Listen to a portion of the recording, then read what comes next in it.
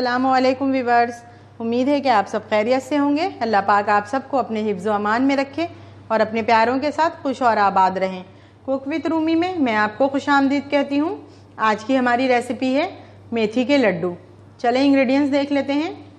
5 cup चावल लिया है मैंने, ये मेजरमेंट कप है हमारे पास, इससे मैंने 5 कप चावल लिया है।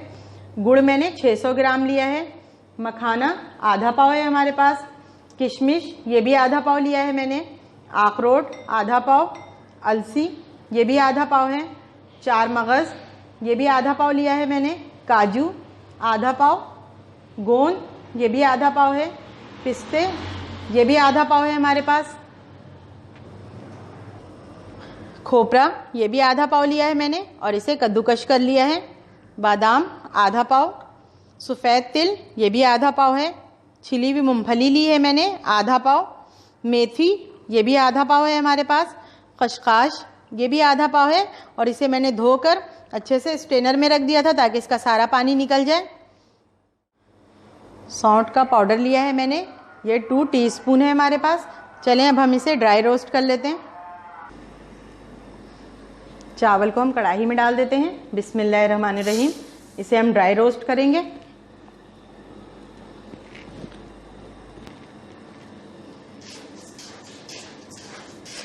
इसे हम बिल्कुल हल्की आंच पर रोस्ट करेंगे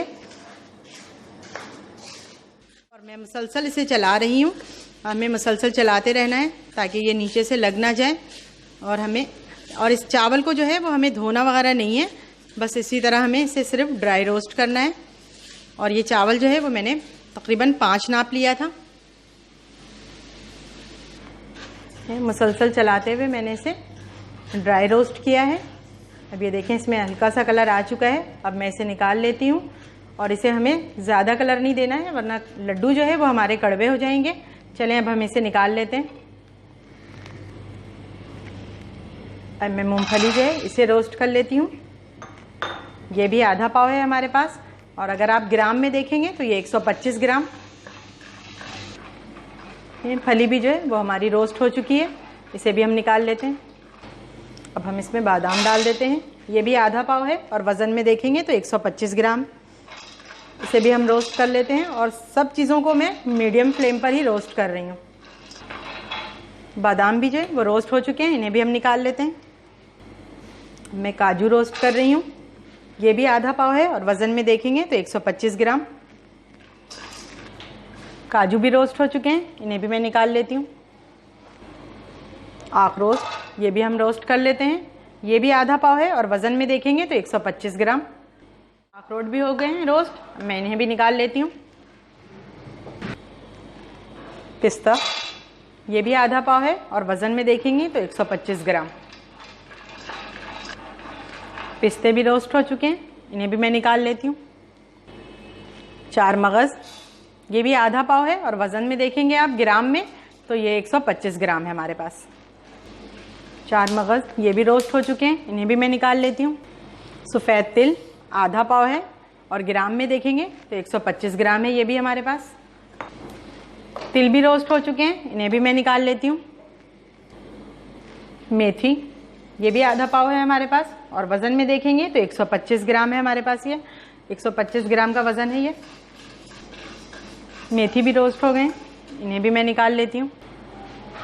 खोपरा इसे भी हम रोस्ट कर लेते हैं, ये भी आधा पाव है और ग्राम में देखेंगे तो 125 ग्राम।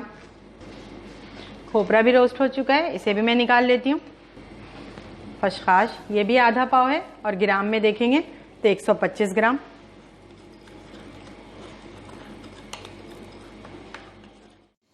अलसी ये भी आधा पाव है और ग्राम में देखें तो 125 ग्राम। सारी चीज़ें मैंने ड्राई रोस्ट कर ली हैं। अब हम गोंद को तलेंगे घी में। इसके लिए मैं 2 चम्मच इसमें घी डालती हूँ और हम थोड़ा थोड़ा करके गोंद इसमें डालेंगे।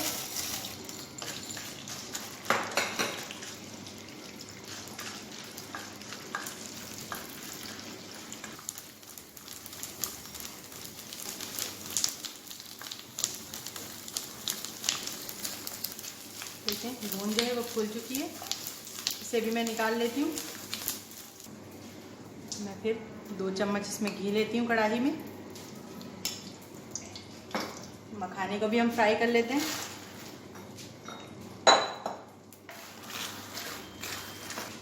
घी मुझे कम लग रहा है, मैं इसमें 1 चम्मच घी और डाल देती हूँ।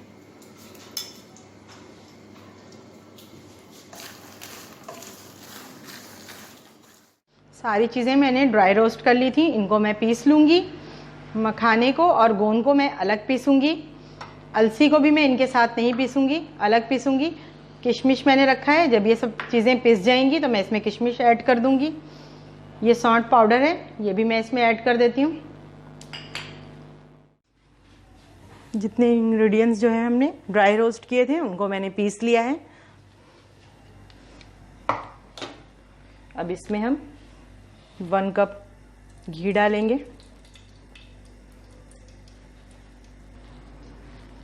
1 कप हमने घी डाल लिया कढ़ाई में। अब हम इसे भून लेंगे।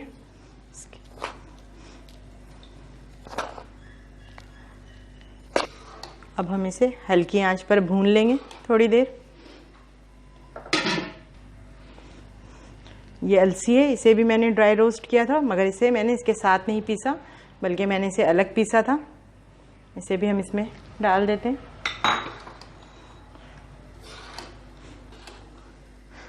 जब तक हम ये भून रहे हैं, हम गुड़ का शीरा बना लेते हैं। गुड़ का शीरा तैयार करने के लिए गुड़ लिया था मैंने, ये मैं कढ़ाई में डाल दिया।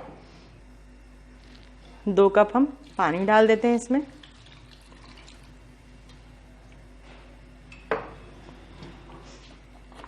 गुड़ के डिज़ोल्व होने तक हम इसे पकाएंगे।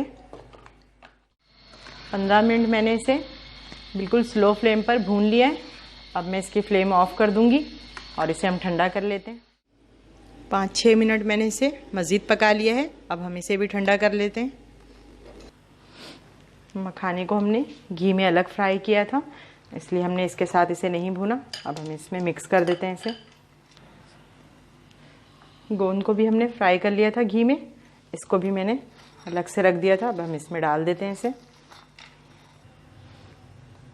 किशमिश है, इसे भी मैंने पीसा नहीं था, इसे हम इसी तरह डाल देते हैं इसमें साबित। इन दोनों को अब हम ठंडा कर लेंगे और फिर ठंडा करके शीरा हम इसमें डाल के लड्डू बना लेंगे। देखिए, थोड़ा हम इसे मिक्स कर लेंगे। इस बर्तन में छोटा हो रहा था, इसलिए मैंने इसे दूसरे बर्तन में ट्रांसफ़र कर लिया। इसे हम अच्छी तरह मिक्स कर लेंगे।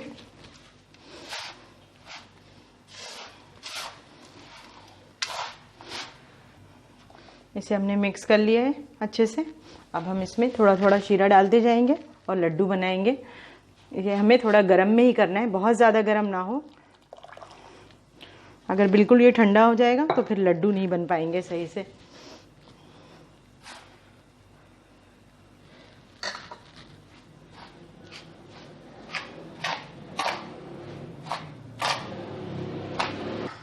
देखिए, इस तरह हम लड्डू तैयार कर लेंगे। साइज़ आप अपने हिसाब से रख सकते हैं, बड़ा या छोटा।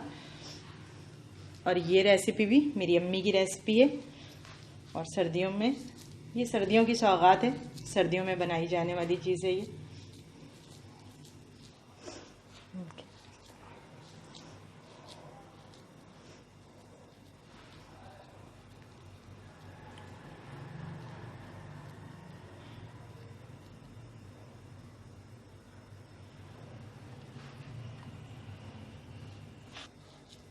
इस तरह हम सारे लड्डू तैयार कर लेंगे।